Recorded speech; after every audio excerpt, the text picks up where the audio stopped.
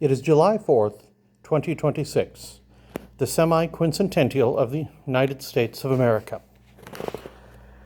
And I just can't help but think how we celebrate this one differently than we did the bicentennial 50 years ago. Now, I do not remember the bicentennial 50 years ago. I wasn't born, I'm only 46. It was 1 year after the end of the Vietnam War. Ford was the president, the only president who was never elected either president or vice president. After the resignations of Spiro Agnew and Richard Nixon, nobody boycotted the bicentennial. Every company made bicentennial merchandise. Every tractor company, I just saw a picture of a bicentennial Chevy. We have various coffee containers that have bicentennial stuff on them. I don't think any celebrity protested it, but we have people today who hate their president more than they love the country. I know Trump isn't the best person always. He's not what he should be, as my late grandmother would have said, but this is our country. It's 250 years. That's a very unusual thing for a nation to last that long. If you grade countries on the curve, and you should, we are the greatest country there has ever been in the history of the world. We have given more wealth to more people and more freedom to more people for more time than any other country has ever been.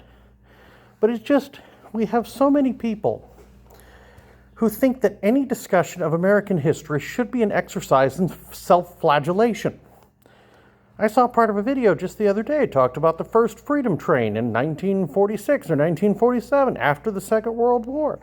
Ran some artifacts around and complaining that the freedom train did not talk about the plight of the African Americans and the indigenous. Oh, screw it, people. It's America. We just won the war. Brag on it. Be proud of your country. Yes, when you are celebrating your country's birthday, I mean, seriously, are you really gonna... Okay, I have relatives who would do this. Imagine somebody has a birthday party. You go to your 100-year-old grandmother's birthday party, grandfather's birthday party, great uncle, and they bring out the D they got in school in the second grade for penmanship. It doesn't matter what they did after that. They got a Nobel Prize later. They got a Congressional Medal of Honor, but you got a D in the second grade, and we're going to talk about that, and we got to write that on the cake. I mean, seriously, that is what most of this self-flagellation sounds like. We have ideals in this country. We aspire to things. We don't always succeed, but we try. We have a goal. We believe that life, liberty, the pursuit of happiness, all men are created equal. We have not always accomplished that, but we try. And a lot of countries don't even consider that desirable. I mean, to fail at a noble aim is better than to succeed at an unnoble aim. So I love my country. I hope we last another 250 years. Our ancestors were not villains. I love Thomas Edison and Henry Ford. And I love our capitalist system and our republic. And frankly, if you can't be happy today, there's something wrong with you. Do you really want your descendants, assuming you have them, which a lot of the people who hate the country don't, by choice? I don't have descendants, but not exactly by choice. Grandpa, what did you do for the bicentennial? We protested the president and cheered on the algae in the National Mall reflecting pool.